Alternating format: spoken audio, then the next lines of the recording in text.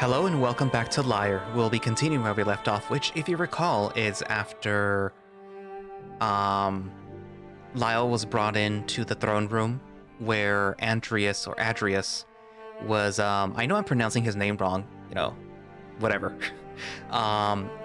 Where he was kind of in the middle of interrogating Kadaj as to why he was in the middle of leaving. Kadaj trying to explain himself, I wanted to go back to Dryers, to do such and such and, make sure that I could actually do it and, parlay on behalf of your eminence and blah, blah, blah, blah, blah, blah, blah. And before that, though, Lyle found out that that the dagger, the weapon that was used to kill the king, the previous king, was from Dryers, or at least that the metal that it's made from has Dryersian origin. So that places suspicion on Kadaj, who was, trying to leave. But then again, that doesn't mean that somebody couldn't just, have said, hey, get me a dagger from Dryer so that I can implicate this cat in the murder. Well, implicate the cat as well as the human ambassador from, what was the other place? Well, from the other kingdom. I forget the name right now. But yeah. So we're gonna have to see what happens with that. Anywho, so without further ado, let us continue the end of chapter 10. So this should be part 3, which should focus on Richter, if I am correct. Anywho, so yeah, let's begin. Part 3, Richter.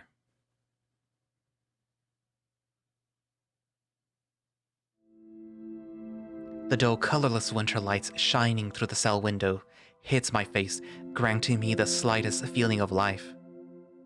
I watch the rays of sunlight gently change the direction as the sun slowly moves across the afternoon sky. Each ray bounces off of the small puddles of water which lay about the floor. Steam rises off of them in thin clouds as the humidity of the cell clashes with the cold air drafting through the barred hole.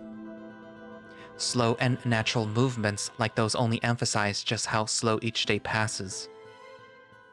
It feels like I've been in here for much longer than I usually have. The hours have slowly started to turn into days, and if I hadn't focused on it, I would have lost track of time. Of course, it's only been a fortnight, but the constant thought of what's to come and everything else that's happened has been draining me mentally. Not to mention my physical appearance. I've had to remove most of my clothes at this point. It was bound to happen eventually. The constant fluctuations in temperature as day and night pass has done a number on my body, along with the humid air rising deep from under the ground. At first, just wearing the coat and shoes was uncomfortable, but after a while the cold, damp shirt started to send chills all over my body. Taking it off left me vulnerable to all the filth, but at least now my body isn't at a constant battle with itself and the environment around it. All that's left on me is the pair of black breeches from the fateful night.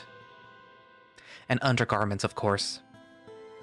My lack of clothing is nothing compared to the appearance of my body.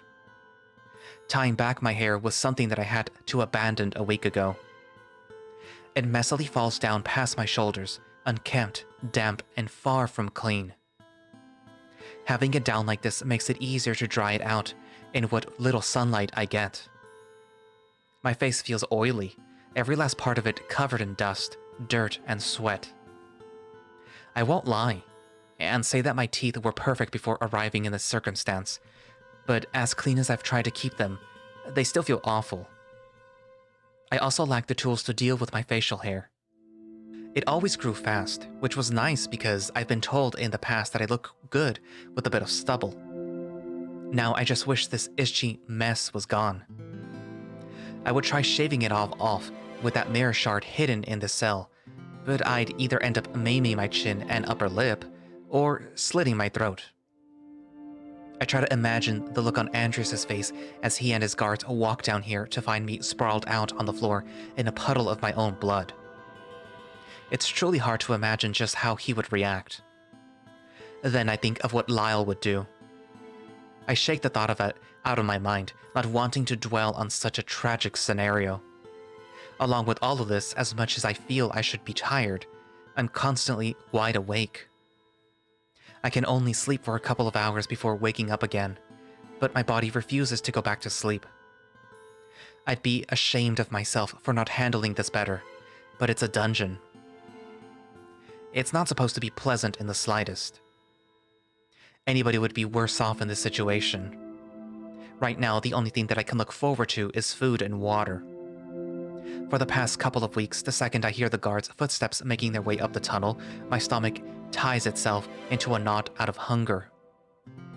The food is bland, stale, and sickening at first, but over time, it's gotten better. I guess anything tastes good when you're hungry. Each tray has a small bowl of gruel with a couple of vegetables on the side, along with a thin piece of bread. I try to eat the tiny amounts of vegetables first. I usually dislike vegetables, so eating them when my hunger is strongest helps.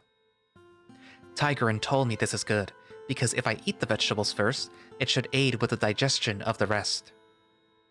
Sometimes there's even a dried piece of meat. Anytime there is, I like to savor it throughout the day. Even after all of that, it pales in comparison to the cup of water that I get. It rests in my hand, only a small amount of it is left. I sit there, legs crossed on the ground, staring at the window as I cradle the cup between my fingers. I trust you'll be done with your break soon. Their voice wakes me from my thoughts, and I stand from the dirty ground. Yeah. Meet me in the mind's eye when you're finished. I take what's left in the cup and bring it to my mouth, tipping the contents back. Feeling the clean water wash over my tongue and down my throat feels like heaven. I never appreciated water this much until now. I had managed to make it last all through the night and the rest of the morning.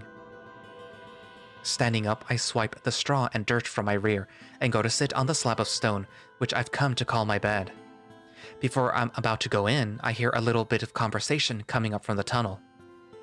Speaking with Tigerin in the mind's eye feels like the best option now. No interruptions. It takes no time at all to calm my mind as I drift into the mind's eye. It's as colorful as ever. Are you going to continue your training today?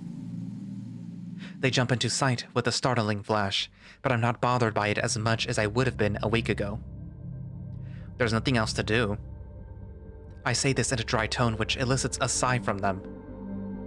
I've already counted all of the bricks on the walls. Do you remember how many there were? 1,183. And there's 474 that are made of stone. I usually enjoy counting, but not like this. Training is driving me crazy, and anything I can do to take a break from it all drives me crazy. I'm in a constant battle with myself while you pull my strings like a puppet.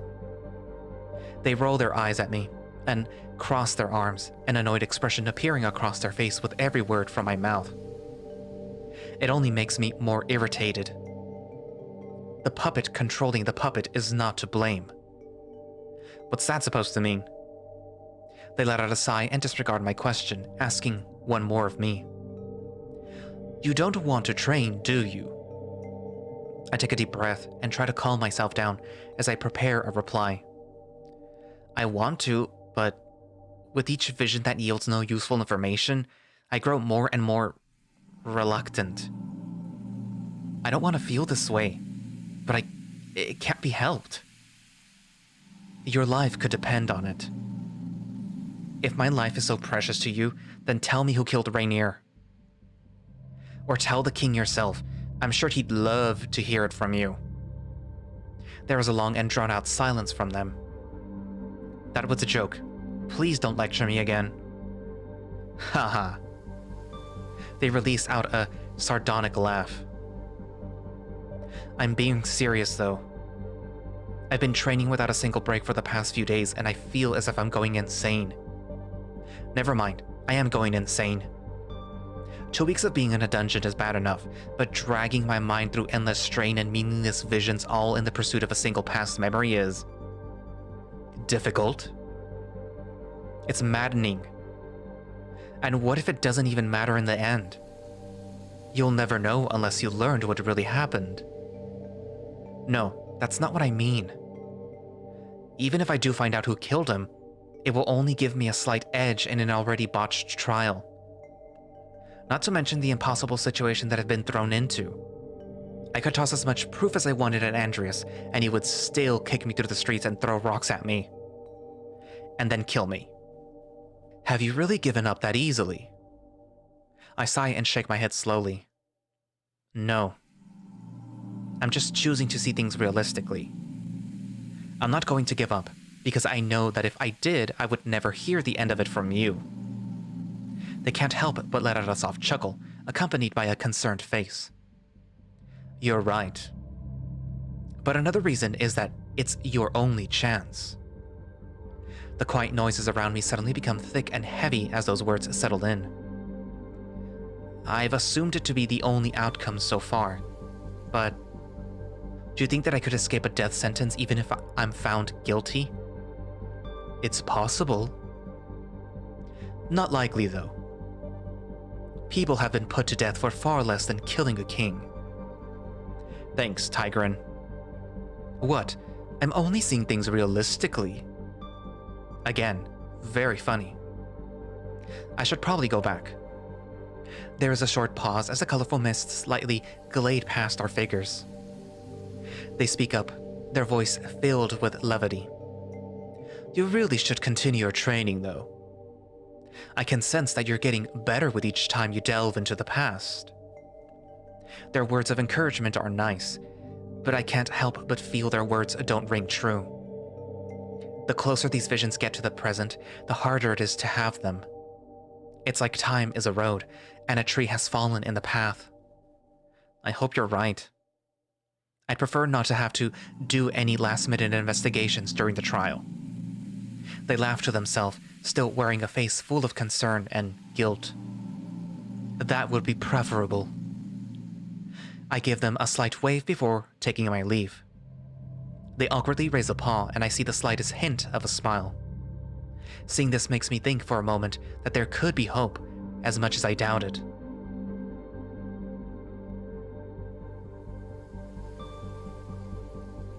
It's a nice thought, but one that brings me less joy with each hour that passes and every day that comes and goes. I pull myself out of the cavern, slowly bringing myself back in touch with my body.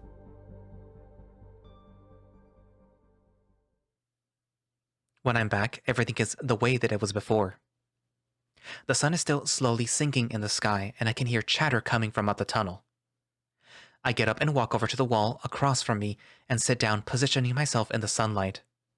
Once I'm comfortable, I prepare to dive into another vision, as I've done before. As I sit there trying to concentrate, the noise stops and I hear footsteps coming in my direction. They sound like hooves. It's most likely Andreas coming back to aggravate me some more. I sit there with my eyes fixed on the wall in front of me, ready for him to round the corner wearing his classic face of disgust. The footsteps get heavier though, and I wonder if it really is Andreas. They're slow and a thud on the ground like someone banging rocks against the floor. The person steps in front of the barred-off doorway, and I quickly realize that it's definitely not the deer. Before me stands a large horse in a thick black coat.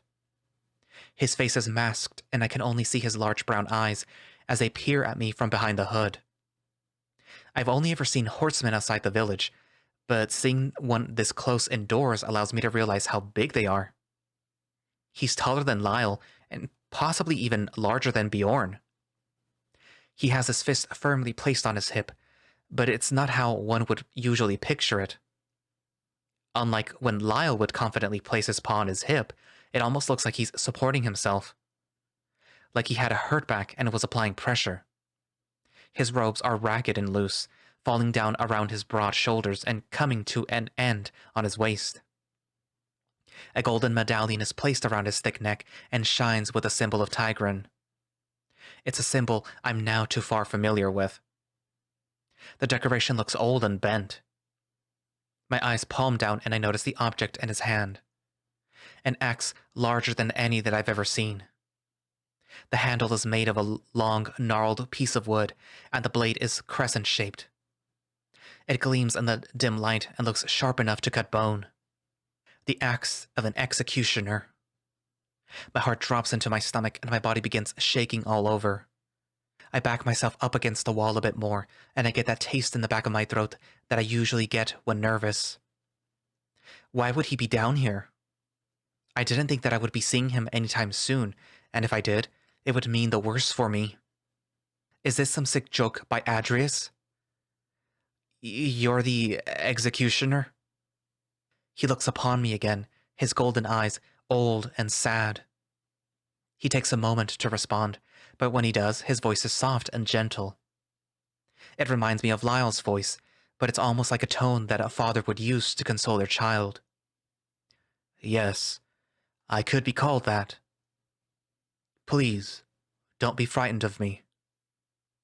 His voice travels through the space between the bars almost like a mist on the wind.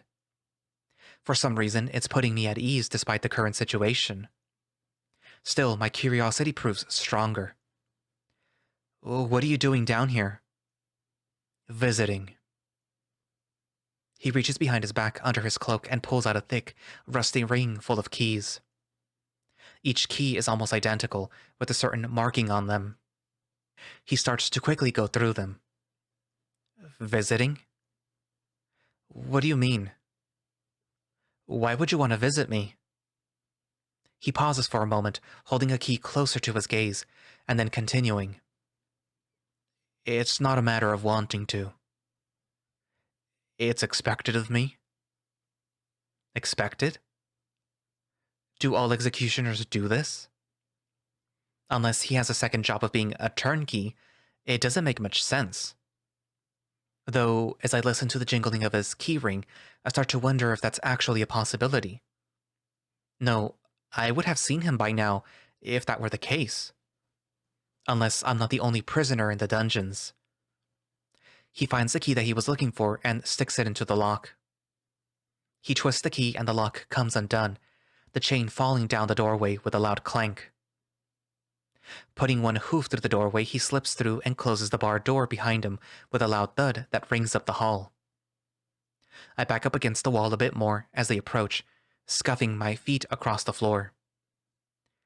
Is this some sort of joke? He stops where he stands, his tail flicking slightly as he looks down at me with a perplexed gaze. I'm not very good at jokes. Then, why are you down here? Did Adria send you? He sits down on my bed and looks at me with confusion and concern. He rests his axe against the great slab of rock, the light shining off of it and casting a glare on my eye. I have to tilt my head slightly so that I am not being blinded. I believe he did, but I would have come down either way. Why? Because I have to. I hunch over and hug my knees, keeping my eyes on him.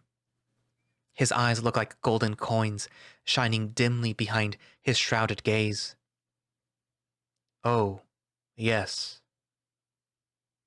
I've forgotten that you're not from here. He looks me up and down for a moment. They do things differently in Erin? I let my body relax a bit and reply, the words trapped in my throat. I don't know. I've never been imprisoned before. The horseman takes a breath, then leans against the wall behind him. I just figured seeing you come down here only meant certain death. That's not the case. I can assure you that I haven't come down here to kill you. I'm no butcher. But you're the executioner. He leans forward with a jolt, as if he'd realized something important. There are many misconceptions about people in my line of work. I know that in Erin they do things a bit differently, but this applies to everyone. As I slowly rock my body, I watch as he looks me in the eyes with his thoughtful gaze. Eye contact is something that he seems to be very good at. A bit too good for my taste, as I find that it feels like he's staring into my soul. These misconceptions, what are you referring to? We are merely tools of the justiciar. The judge gives a sentence, and the headsman carries it out. Whether we wish to or not, it is done. I don't see how this makes things better. It also doesn't explain why you're down here. My sentence hasn't been passed, let alone the trial. Unlike the hooded strangers who only come out at the king's behest in Erin, I have other jobs. Used as a tool for death, my purpose is holier than most. You're religious, then? As much as one can be in this time. However, it's unnecessary for me to prattle on about that. There will be time to speak about it later. It is the duty of a headsman to bond with the accused and guide them to the path of acceptance, whether they are innocent or guilty. You're here to bond with me? 5 centuries ago, the men of the church might have come down here too. Men of the church? Oh yes. There were plenty of them from Dryers who had come north to spread the word of God. And how could Keen Rune turn them away when his own interest in religion was as strange as theirs? Why would they visit prisoners, though? They would come down here and try to convince the prisoner to confess their sinful acts. Show them illustrated scripts from the old tomes. Holy teachings and whatnot. I sit up and rub my hands together out of nervousness. I look up at the shackles hanging off the wall behind him, their rusted chains and clasps making my wrists feel uncomfortable just by looking at them. You're not here to do that, right? No. That's not why I'm here. I don't care if you committed murder. It doesn't matter to me. Why not? Because it's not for me to decide. I am merely the axe. Nothing more. Please explain your goal again. I'm getting a bit confused. My goal is to help you come to terms with your future. I throw my hands into my lap and tilt my head. Future? The trial approaches, and your days are possibly numbered. I'm here to help in any way that I can, as is the duty of a headsman. Their words cause an empty feeling to appear in my chest, as if someone just pulled my heart from my body. For just a fleeting moment, nothing seems to matter anymore. My thoughts go only one place.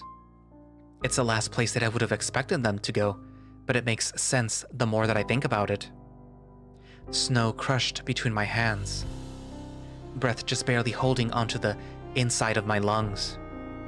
I feel my chest start to rhythmically beat, sending a hot feeling throughout my body. I try to look around and find anything to take my mind off of this feeling. I look over at the cell door as it rests in the archway, slightly ajar. Why didn't you lock the cell? Because I know that you won't try to leave. How? Because you're smarter than that. What's your name? He shakes his head, looking away and sighing. I can't tell you that. But I'm sure you'll find that there's a bit of good in not knowing my identity. I see a small smirk grace his lips, but it doesn't feel like it was done out of arrogance. It felt full of understanding. As soon as the exchange ends, my mind travels back to the thoughts from moments ago. A heavy weight on my chest. Chaotic screams and shouts all around me. I let out a laugh, a soft, strained chuckle through my gritted teeth. Why am I laughing? Trying to make it stop only makes it worse. I look up at the headsman, his face stoic and his eyes focused. It's as if he's sensed nothing wrong.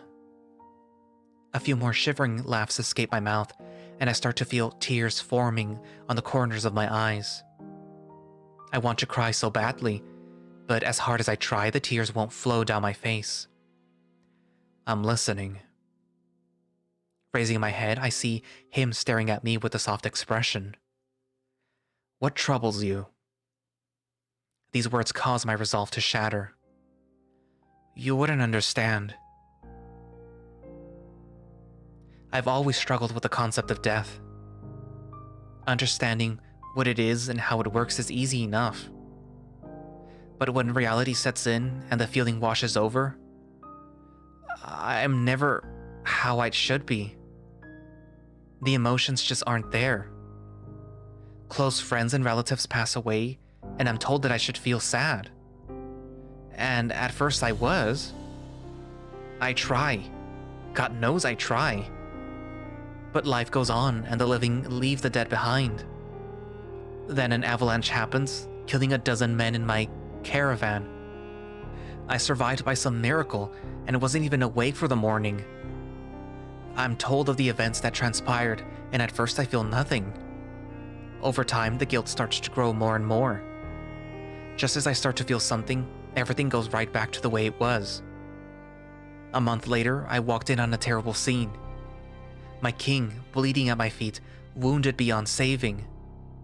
And even then, all my mind can do is scurry about and try to piece together what just happened as I sit there in a puddle of his blood, acting a fool. I look down at my hands. My fingers are thin and cold, blue streaks of veins running up and down them, clearly visible. So, it's ironic, isn't it? As selfish as I am about others' deaths, coming to terms with the idea of my own is impossible. No matter how hard I try. I stare into the ground, tears welling in my eyes, but refusing to flow. My mind won't stop feeding me those thoughts. I want to run away from all of this, now more than ever. Take Lyre with me to live somewhere where nobody will ever find us. Throw away my connections with Tigerin and ditch their purpose that they so graciously bestowed upon me. Lyre and I can stay there forever and love each other. We can grow old and... Damn it all. I slump against the wall, hair in my face and legs sprouted out across the floor. My eyes glance in the direction of the headsman, and he's still sitting there. He hasn't moved an inch, and his expression is still the same as it was before. He bites down on his lips as he prepares to speak. I understand what you're going through. There are many people who suffer the same experiences. He leans forward, resting his weight on the handle of his axe. Can I ask you something? What is it? I stutter this out through heavy breaths. Do you fear death? I don't really have to give this question too much thought, so I answer. It's not something that I think about a lot. Everyone fears death at one point in their life. Why should you? Shouldn't everyone? Everyone does, but that doesn't mean that they should. There is a reason for this. You have been dead before. His voice gets a bit serious all of a sudden. What do you mean by that? He reclines, resting his axe on the floor by his hooves. The heavy metal lets out a soft clank as it hits the ground. Most people today believe that when you die, you will be delivered unto nothingness. But they often forget to ask themselves an important question. Where did we come from? Yes. Before you were born, you were nothing. If there isn't an afterlife, as so many people believe, then you have nothing to be afraid of. For all it's worth, I'm sorry about the things that have happened to you. I appreciate the concern and advice, but so far, none of this feels helpful. He takes a deep breath and lets it out through his nose. There's something else that I want you to understand, though. You can't give up. I'm only down here in the case that you are guilty. Better to get stuff like this out of the way now. But if you're innocent, think of me as a friend. If you need to talk to me about anything, I'll be available for the next 3 days. I bring my legs up to my chest and wipe my eyes with my hands. I have a friend. His name is Lyre Reed. The Royal Guard's captain. Yeah. He's the closest that I've been with anyone here. The vision of Lyle's face flashes before my eyes. I can see his smile and hear his laugh. I feel his tears and smell his scent. Flowery and fresh, with a hint of coconut. But he's not allowed down here. King Adrius said that he can't visit anymore. I only get letters now, but even those have stopped. A heavy silence falls over the cell. I can feel my anxiety slowly starting to lower as I relax into the wall. What other business did you have down here? He looks up, answer at the ready, as if he's been asked this question 1,000 times. What else do you need to talk about? What else do you need to talk about? I feel a rush of emotions overcome me. Relief, sadness, anger. Nothing at the moment. I wish to be left alone now, please. He grabs his axe off the ground and sits up straight. Very well. I'll return later if you wish to speak more. He walks towards the door and leaves through it, locking it behind him. I get up and lay down on the bed, staring up at the ceiling. Richter. Tigran, I said I wish to be left alone. I need to think. There is a short silence, then an understanding response from them. As you wish. I feel a bit bad, but I know that he was only going to tell me to train. I can't blame him. It really is something that I should be doing right now. It would be difficult, though. The headsman's words won't leave my mind. He seems nice, and it was nice to have someone to talk to other than Tigran, but now my mind won't stop racing. I turn over to my side, eyes fixed on the wall in front of me. I start to make shapes out of the bricks in my mind, each pattern forming an image. Doing this takes my mind off of everything usually, but now it's not working. Now my thoughts only move faster. Do they do this with every prisoner? Send an executioner down into their cell to talk with them about their uncertain future? It sounds nice on paper, but having experienced it just now, I don't know how I feel about it. Maybe I'll look back on it tomorrow wanting more. Still, he's given me a different outlook on all of this. He said that I shouldn't fear death, but he never said anything about defying it. My life is in my own hands. Not Adrius's. Not the headsman's. Mine. A chilling draft flows over my body as I lay there. I reach down by my feet and grab the small blanket, bringing it up to my torso. It's damp, but far from cold, thanks to the hot air wafting through the tunnels. As I lay my head on the uncomfortable pillow, I take the blanket and wrap it around my shoulders. The chilling draft from outside becomes less of a problem now, but my legs and feet are still terribly cold. While I try to fall asleep, I pretend the blanket that's wrapped around me is actually Lyre. I imagine that night before everything went wrong. His large, warm body pressing against mine as his strong arms wrap around my torso.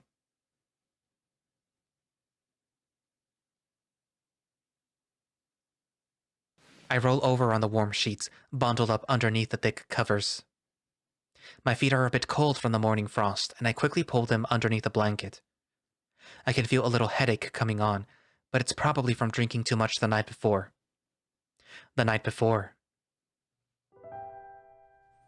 I wiggle out from under the covers and roll over so that I'm facing the window. I was wondering why he wasn't in bed, but thankfully he's standing by the window. The fire from the last night has gone out, the ashes dimly lit with a soft orange glow. A few logs have been thrown on top, but they haven't been lit yet. Lyle gazes out the window with a smile on his face. He's completely nude, but after what we did last night, it doesn't shock me at all. In fact, it's a welcoming sight. His dick hangs in front of his body along with his balls, resting between his legs as he stands, putting more weight on one leg than the other. I shouldn't be ogling him like this, but he's just too gorgeous inside and out. His strong muscles are well defined in the morning light, and his long brown fur shines with a golden glow. His toned arms match his legs, and I even get a glimpse at his large rear while his tail swishes from side to side. Thinking about what he did with that last night, I wonder if I'll ever be able to pleasure him that way. I take another look at his shaft and conclude that I'll need more preparation than he did with me. As I stare, he notices me and turns away from the window.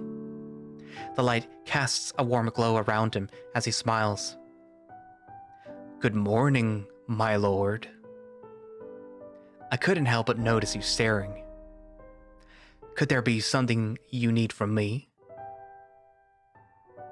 He says this, and with a tone of levity, giving me exaggerated bedroom eyes as he struts over to the bed.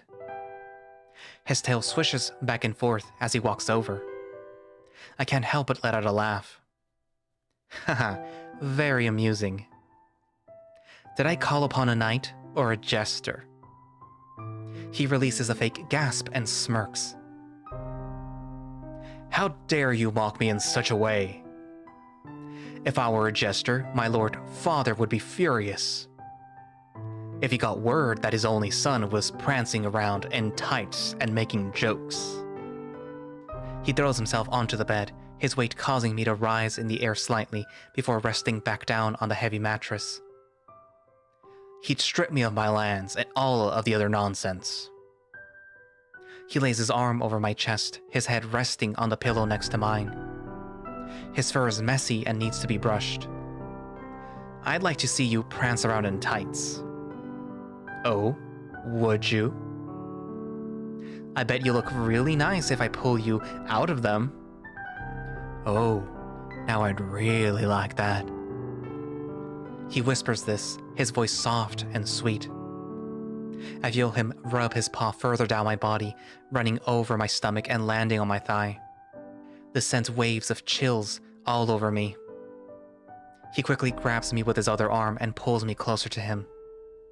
My backside is now firmly pressed against his pelvis, and I can feel him rubbing against me. His head gently rests behind mine, and I hear him whisper in my ear. "You're beautiful." This sends a shiver up my entire body as I gently rub back into him. "I'm all yours, Richter." He runs his paw up and over my chest, grabbing where he can. "So long as every last inch of you is mine." Rubbing his padded fingers over my nipples, his hot breath puffs against the back of my neck.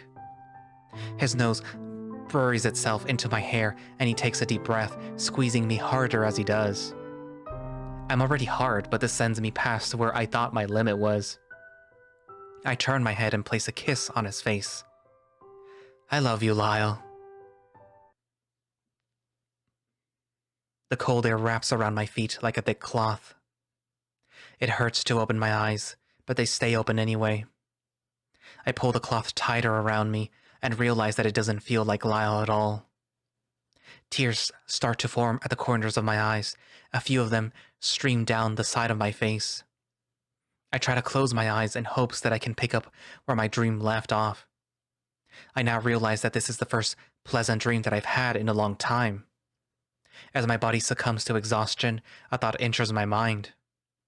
I should have asked the headsman if he knew how Lyle was doing.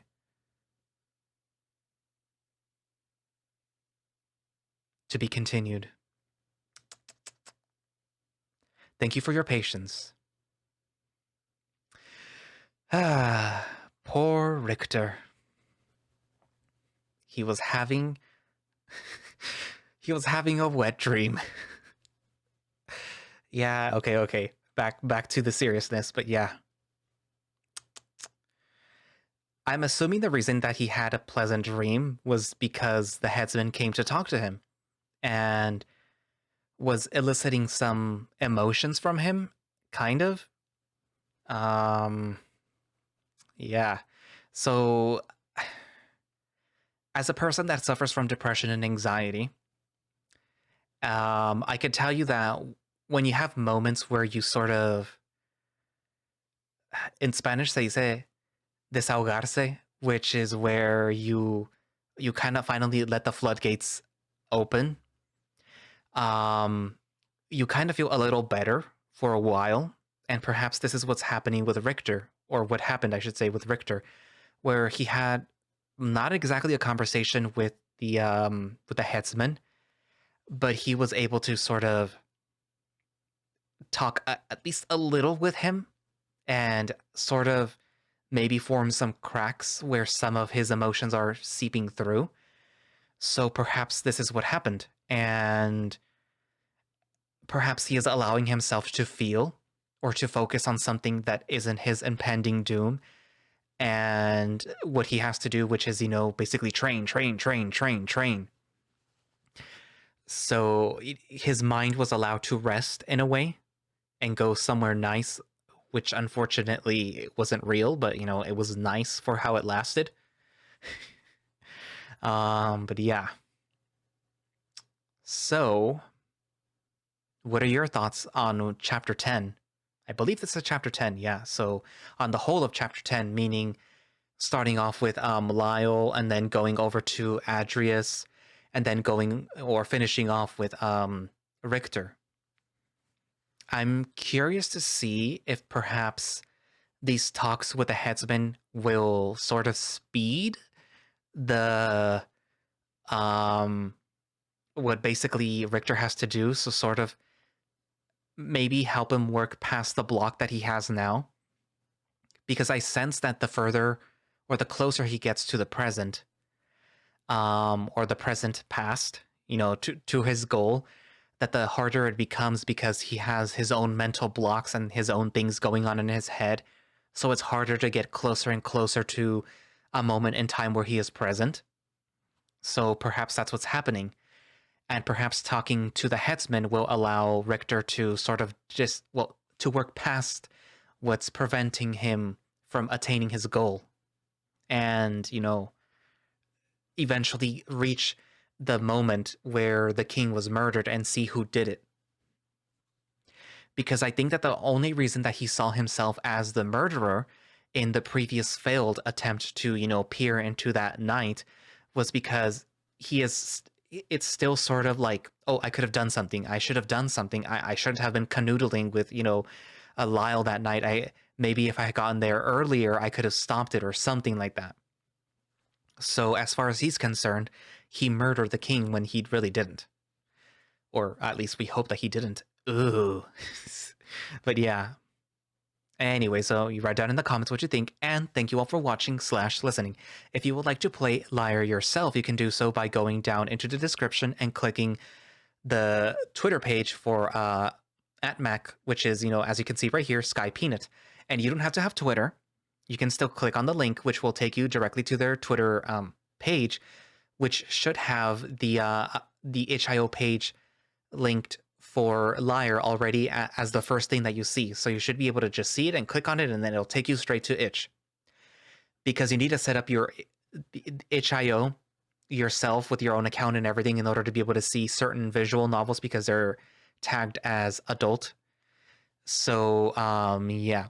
And unfortunately, I am not able to, or I choose not to, put the link down for the itch.io pages because there was one time where YouTube just suddenly went like, hey, this itch.io page leads to adult content. We don't like it. We're gonna not give you a strike, but you're on thin ice, mister. So I decided, yeah, I'm not gonna link anymore. I'll just give you the Twitter pages and just find them there. And then pretty much every single visual novel creator said like, yeah, just link to Twitter, we're right here. And if you can't access Twitter because, your country blocks it or whatever, then, your only other recourse is to just set up an account on itch.io and set the little thingamajigger so that it allows you to see certain content, which you normally aren't able to see, and it'll be right there. And ta-da! Anywho, but yeah. So, also, if you would like to support the project, they do have a Patreon where you get earlier access to builds of Lyre, which I think it's usually like 2 weeks or maybe 3 or a whole month before the public does. So that means that you would be able to see what happens next in the story of Lyre before I do. So yeah, do that and support Atmac and support the project. So yeah. And I guess that's it for now, and I will see you guys in the next episode. Bye-bye.